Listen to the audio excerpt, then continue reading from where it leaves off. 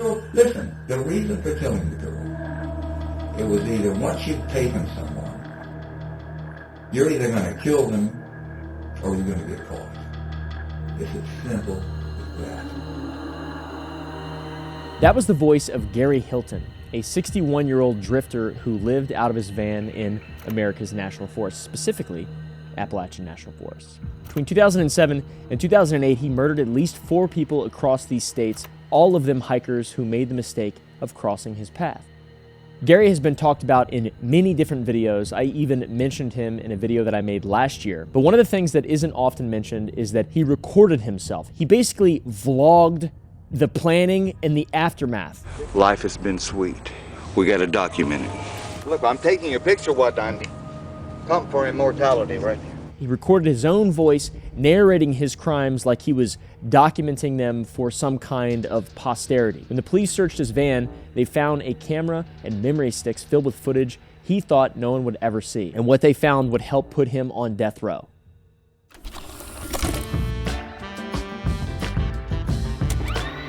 On October 26, 2007, a Cherokee County deputy is driving through a remote stretch of private land in northern Georgia when he spots a white van parked where it should not be parked.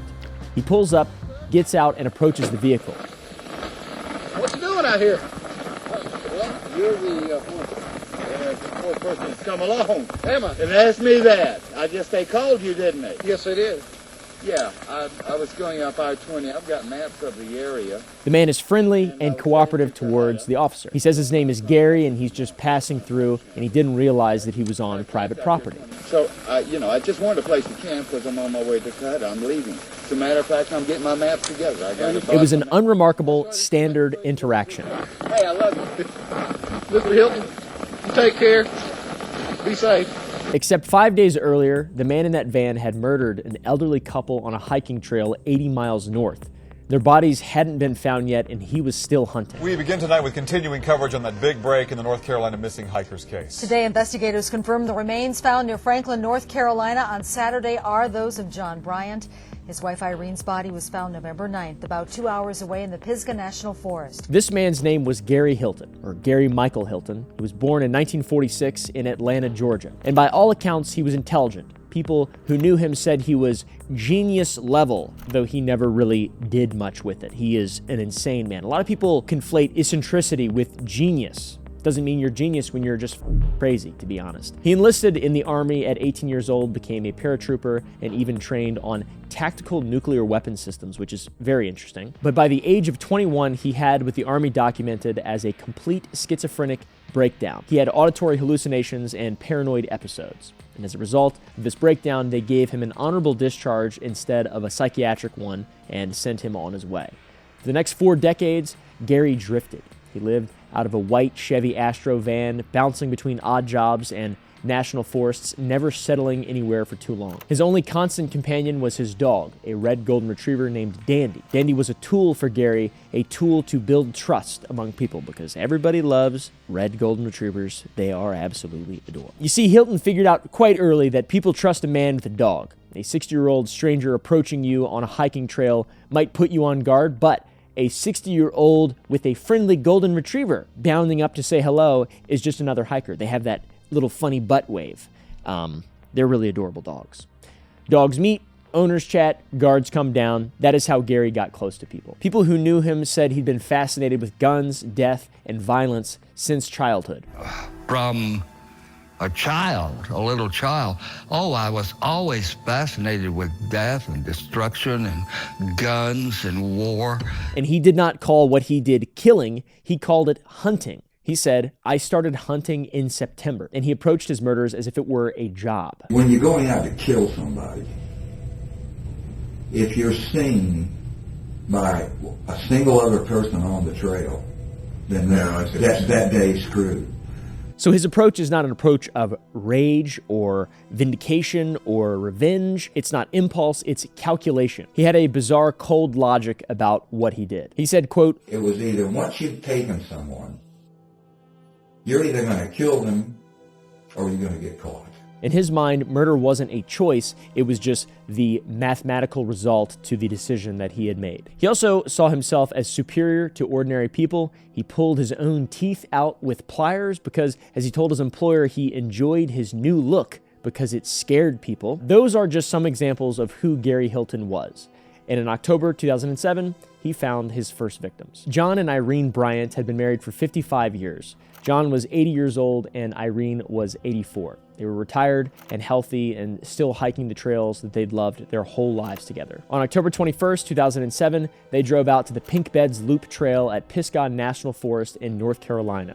It's a moderate 5-mile loop. It's the kind of trail they'd probably walked dozens of times, that if any of you guys have been hiking anywhere in Appalachia, then you've seen places like this. But John and Irene never came home. What happened on the trail would only come out later, pieced together from physical evidence and eventually from Gary Hilton's own confession. Gary approached them with dandy, made small talk. He seemed friendly. Irene, he knocked her down and killed her right there, 25 meters from their parked car. At 4 p.m. that afternoon, Irene's cell phone logged an attempt to call 911 that never connected. Whether she was trying to call for help or the phone dialed during the attack, we don't know, but the record does exist. Gary Hilton loaded John, who was still alive at this time, into his van and drove him to an ATM in Ducktown, Tennessee, forced him to withdraw $300, and then drove him to the Nantahala National Forest and shot him in the head. That was also another one of his things. He really liked stealing people's credit cards so he could extract money from an ATM. John's body wouldn't be found until February, and Irene was discovered in November, still on the trail where she fell. When you look at the details of this case, the method, the location, the hunting pattern, it starts to feel less like your standard crime and more like something bizarre and scripted. Obviously, he wanted money. That was a very important thing for him. But there is a reason for this feeling, and we will come back to it. The Bryants were Hilton's first confirmed victims, but some investigators believe he may have been active for a while in the National Forest, longer than anyone knows. It's difficult to tell, and there are unfortunately quite a few murders that have never been solved in those areas. 6 weeks later, 300 miles south in Florida, another hiker vanished from another national forest. But this time, when police started looking, they'd find something beyond just a body. They found evidence that Hilton had been documenting his crimes. December 1st, 2007, Cheryl Dunlap was 46 years old and a nurse at Florida State University's Student Health Center and a Sunday school teacher at her local church. She was a mother of two and devoted to her family and the kind of person everyone described as good. That Saturday morning, she went to the library, cashed a $100 check around 11:15, and by 1:30 in the afternoon,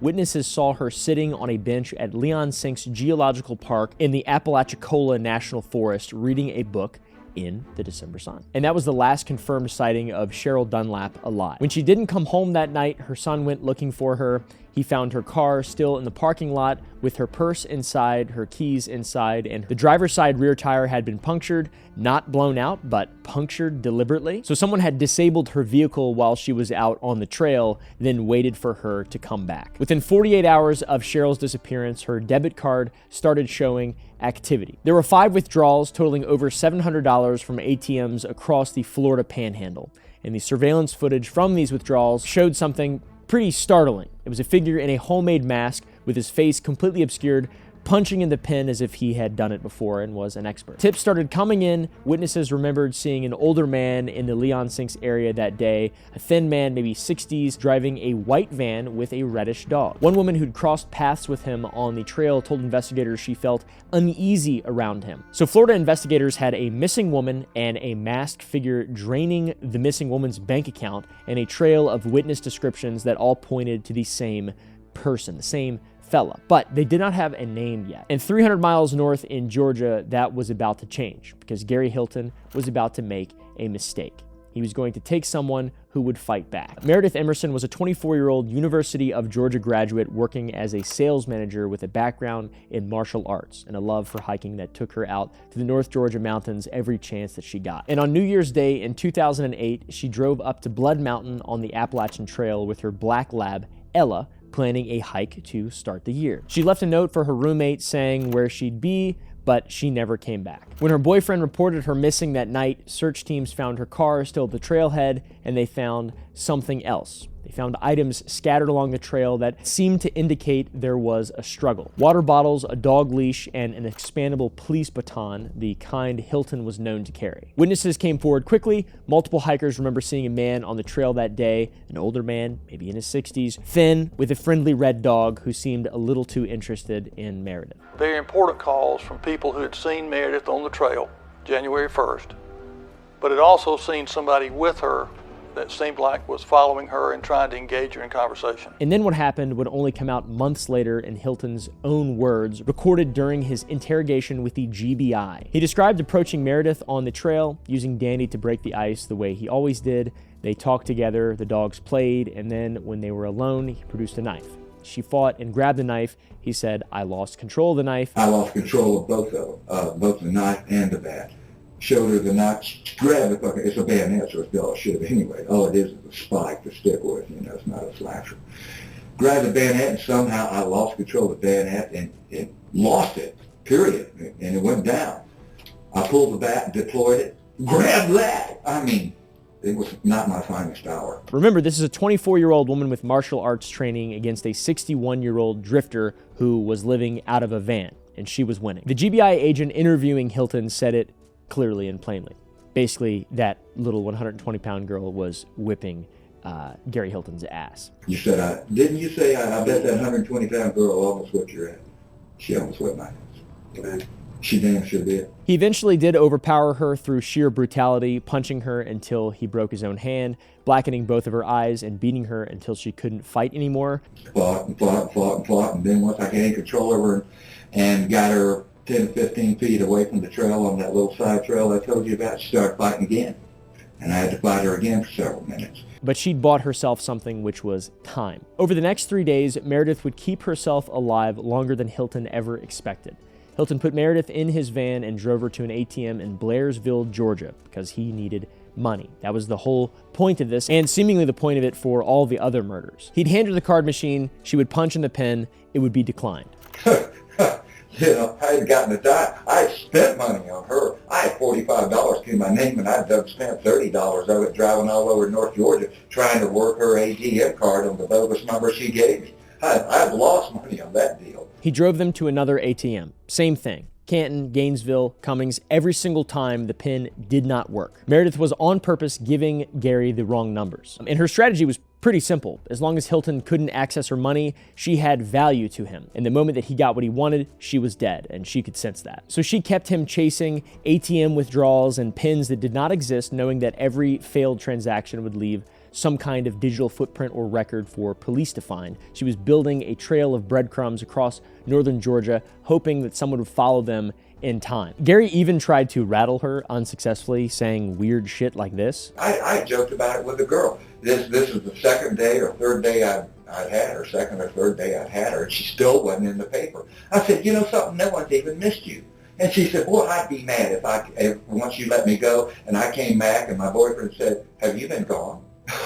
She said, we were laughing about it. And twice during those 3 days, Meredith would come within feet of rescue. The first night, it was snowing in northern Georgia. Visibility was poor, roads were slick, and Hilton was driving her somewhere when he came around a curve and saw a sheriff's deputy parked on the shoulder with blue lights flashing.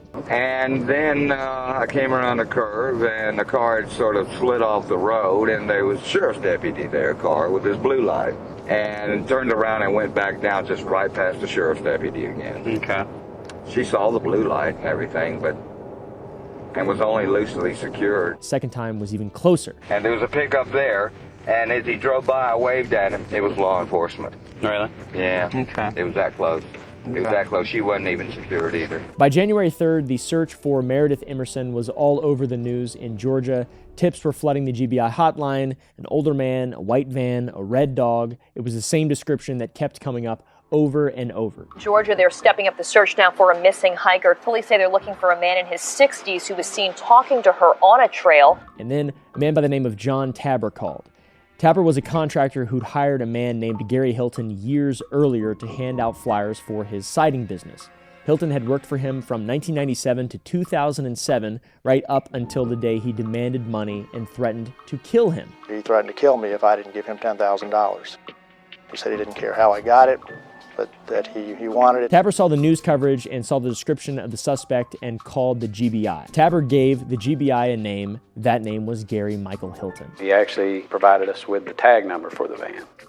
At that point, we were able to pull a driver's license photo of Gary Michael Hilton. So now they had a full name, a real photo, and an accurate vehicle description. Suddenly, investigators had something genuine to work with. A bolo went out across Georgia, and every law enforcement agency in the state was now looking for a white Chevy Astro van with a red golden retriever inside. And police finally had a name and a face. At this point, Meredith is once again still alive, and Gary had kept victims alive before, but not for long. So the clock was running out for Meredith Emerson. Just a few weeks before all of this, 300 miles back south, the search for Cheryl Dunlap had taken a dark turn. On December 15th, 2 weeks after she vanished, a hunter walking through the Apalachicola forest saw buzzards circling in the trees. It was Cheryl's body that had been left in the woods, nude, partially decomposed, and covered in branches. Her head had been removed, her hands had been removed, and a burn pit nearby contained charred bone fragments. So this is what Hilton did to his victims, and a few weeks later, Meredith was still out there with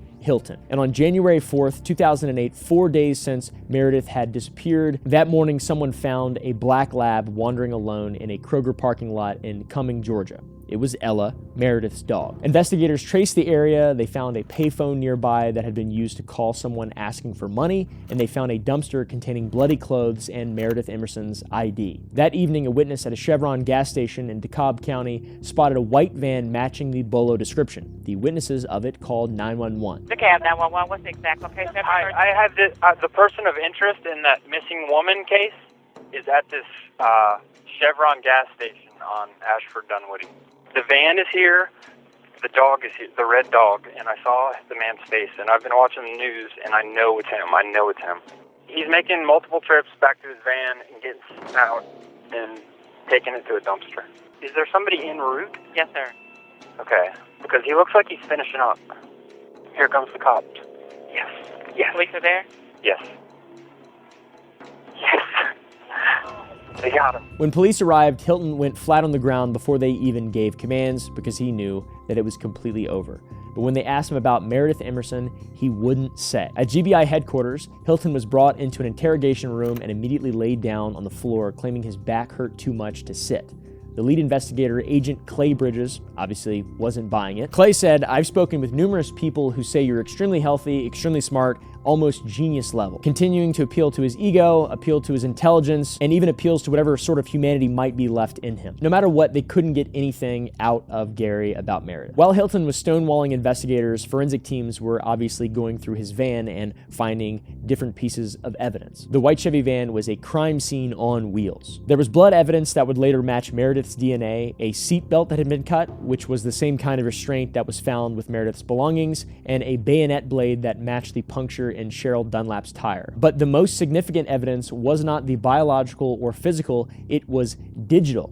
Investigators found a Sony digital camera and several memory sticks hidden in the van, and when technicians examined them, they discovered videos that had been erased but not well enough. You see, you can't actually really delete things off a digital memory. It just exists still there. The kernel and the operating system can't see it, but you can recover that stuff. I've done it plenty of times when recordings fail or whatever when I'm filming a YouTube video. Just because something doesn't exist and you can't play it doesn't mean it doesn't exist and you can't play it. Take it to Geek Squad. On this camera storage, what they found was unlike anything the investigators had seen before. There were home videos, hours of them, of Gary Hilton talking to his camera. Look, I'm taking a picture, what I need. Come for immortality right here. Good. Vlogging, narrating his life as a drifter and playing with his dog Dandy in the forest. I've gained 20 pounds in 3 months, 3 or 4 months. 171 pounds. And mixed in with those innocent recordings were extremely dark recordings. Recordings in the days after his victims disappeared. We got to document it. He's a my boy. He's a my baby. You're the lawman, you are the law. I'm going to check it out, and if it ain't the law and you're wrong, You come talk to me. I'm not talking to nobody. I'm filing and I'm suing. You tell these guys to quit terror driving. You tell them not to drive more than 5 miles an hour above the limit. So, there's tons of evidence now, all of it mounting against him, Hilton's lawyers started negotiating. That negotiation led to the following scenario. If Gary told them where Meredith was, the state would take the death penalty off the table, and he would get life in prison instead and be a burden on the tax dollars of those local people, which is a mind-boggling concept in my opinion. But what we'd like to do is let you now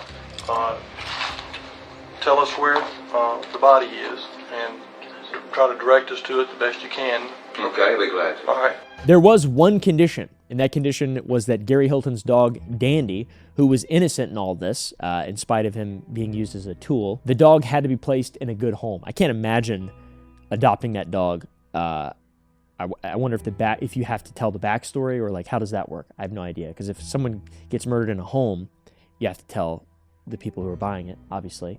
But I don't even know, maybe that's just a horror movie trope. But I don't know if you adopt a dog and the dog has been a tool in murders and witness to murders. I don't know if there's legal precedence there. I have no idea. Hilton took the deal, and then he told investigators what happened on January 4th, 2008. He told Meredith he was going to let her go. After 4 days of captivity, 4 days of wrong pins, and 4 days of trying to stay alive, Gary said that she could leave.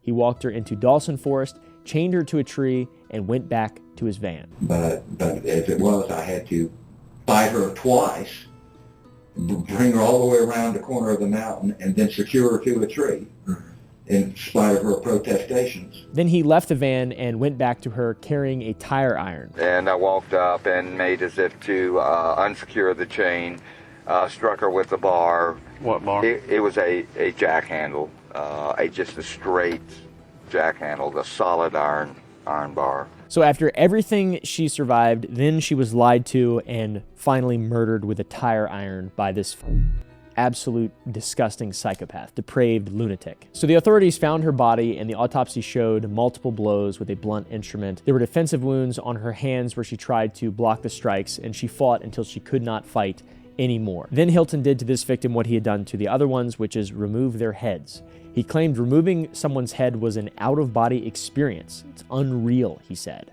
Was this difficult for you at all? As far as take her life, was it difficult at all? It was like an out-of-body experience. Okay. It was surrealistic. Of course it's surrealistic. Removing a head is just unreal. He decapitated her to destroy forensic evidence and buried her remains in Dawson Forest, then drove away and was caught shortly after. At Hilton's Florida trial for Cheryl Dunlap's murder, prosecutors played the videos that were recovered from his van. One recording was timestamped December 3rd, 2007, just 2 days after Cheryl had disappeared. And on that tape, Gary Hilton was talking to himself. Dude is crazy, all right? Dude is actually insane. He's talking about disposing of a body and recording himself, vlogging his own crimes, like a road trip vlog. In 2008, he documented it, vlogged it, preserved it, and created a record of his accomplishments that he could revisit whenever he wanted. The same footage he made to feel immortal, his own words, became the evidence that would put him on death row. So he wasn't able to escape the death penalty in the end, which is good. That's a win for humanity. And during the Florida trial, another detail came out that completely reframes everything and is totally disturbing. I've read about this, could not believe it, and it totally brought this whole thing into a new perspective. Back in 1995, 12 years before any of this had happened, Gary Hilton had helped produce a low-budget horror film called Deadly Run. The movie was a project of a man named Samuel Rail, who was a former attorney who'd represented Hilton years earlier. One of his first legal clients who helped defend him against a trespassing charge in Georgia. Also arson and false solicitation of charitable donations. So Gary was a piece of shit all the way back in the mid-'80s in which these charges were brought. So Rail later became a filmmaker and wanted to make a slasher film and brought Hilton on as an advisor or unpaid consultant. According to Rail, Hilton came up with the plot, found the filming location, and helped select the cast and crew. This is what the slasher film Deadly Run was about. A respected Atlanta realtor who kidnaps women, takes them to a remote cabin in the North Georgia mountains, releases them into the woods, and then hunts them. Don't be moving around too much now.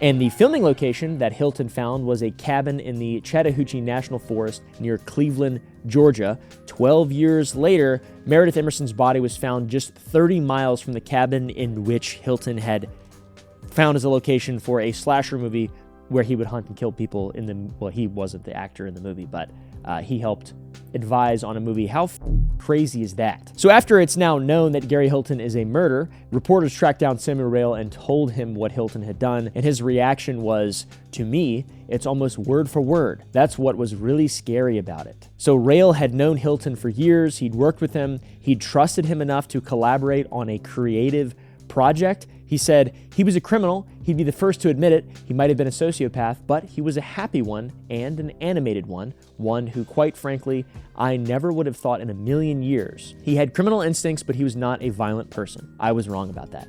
Yes, you were totally wrong about that. So in 1995, Gary Hilton worked on a horror movie about a man who hunts women in the Georgia wilderness, and in 2007 started living that in real life and vlogging it. Also, while awaiting trial in Florida, Hilton's conversations with other inmates were recorded without his knowledge, and those recordings showed exactly who he was when he thought no one important was listening. That recording would eventually be played for the jury and used to sentence him to death. So, quite a turn of events for him, to be honest. That was in Florida, by the way. So he's committing these crimes in 2 states. One of them, he gets a deal to avoid the death penalty because he led investigators to Meredith Emerson's remains in Dawson Forest. In exchange, the state dropped its pursuit of the death penalty, but Florida, nah, they don't care. As for the other condition in Georgia, he did get that granted. His dog Dandy was placed with a new owner, a woman named Nancy, who worked in the Dawson County Public Defender's Office, which that does make sense.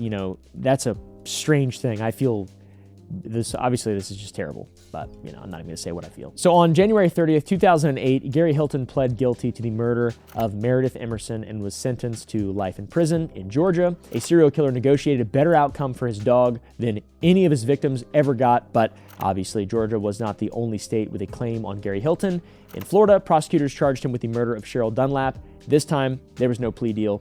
Hilton went to trial. The jury heard the evidence, the punctured tire, the ATM footage, the trophy tapes, the jailhouse recordings. They deliberated for less than 3 hours before returning a fully guilty verdict. First-degree murder, kidnapping, grand theft, death sentence. Rest in piss, Gary Hilton. But there were also the murders of John and Irene, the 80-year-olds that were murdered in a national forest. That's federal government jurisdiction. Hilton pled guilty to their murders as well and received 4 consecutive life sentences. And today, Gary Hilton sits on death row at Union Correctional Institution in Florida at the age of 79 years old. And in April of 2025, Court TV aired a 2-hour interview with Gary Hilton, which was his first time speaking publicly in 17 years. And sitting across from the host, David Scott, Gary Hilton did something that he had never done before.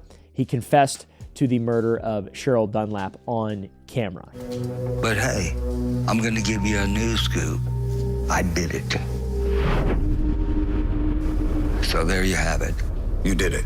Yes, I'm confessing to a murder on camera that I've never had before. You murdered... So I'm giving you something, David. You murdered Cheryl Dunlap. Yes, I did it. I did it. And I'll be glad to tell anyone I did. Gary is in poor health now. He is dying of congestive heart failure, and he told the interview that he's terrified of dying, which is a bizarre thing to hear. It's very difficult to feel any kind of sympathy or empathy in that. In poor health, you say? Yes, very poor health. That's one reason I'm doing this, because I'm going to die soon. I have a congestive heart failure. He called himself the oldest serial killer in America. Obviously, that's a sense of pride that he gathers from that claim. Maybe he's the oldest serial killer, not totally sure. I know he's one of very few who vlogged his crimes and made a horror movie that he literally reenacted 12 years later. At the beginning of this video, you heard Gary Hilton's voice from a police interrogation room. It was either once you've taken someone, you're either going to kill them or you're going to get caught. It's as simple as that. That recording exists because Hilton talked. He talked to investigators, talked to his camera, and talked to other inmates when he thought that it didn't matter. He documented a lot of what he did for some reason. He made trophy tapes that made him feel immortal and powerful, and he did this to preserve his accomplishments for himself. All of these things became the evidence that put him on death row. Why is he still alive? I don't know. Gary killed at least 4 people across 3 states over the span of a few months. All of it is very freaky, very scary, very terrifying. Stay safe in the world. It's not always a safe place. It's relatively safe. These events don't happen that often, luckily. Gary Hilton. All my homies hate Gary Hilton. Let's remember Meredith and the other victims as heroes, especially Meredith. She's the one who, you know, essentially got him caught. She stayed alive. She fought back. And she is the true hero of the story that should be remembered. Anyways, thank you guys for watching, and I will see you in the next one.